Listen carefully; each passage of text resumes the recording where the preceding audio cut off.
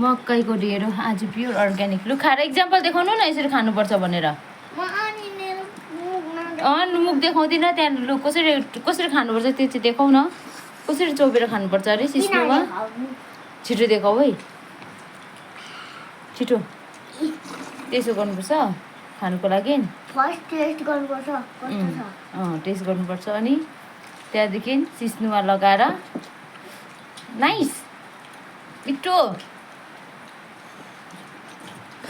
इमानुएलले चाहिँ कोदोको ढेँडो यस्तो सब के पो मकैको ढेँडोहरू पुरा मन पराउँछ। उसले चाहिँ खान्छ पनि।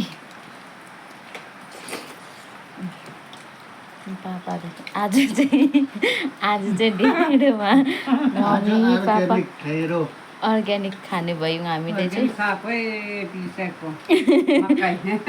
घरमै हातोमा पिसेको मकैको यहाँनिर।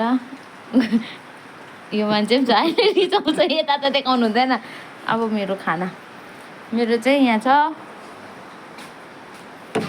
मेरो चाहिँ यो उयो चामल र यसमा चाहिँ मकैको मल्खु मिसाएर पकाएको हो मेरो चाहिँ।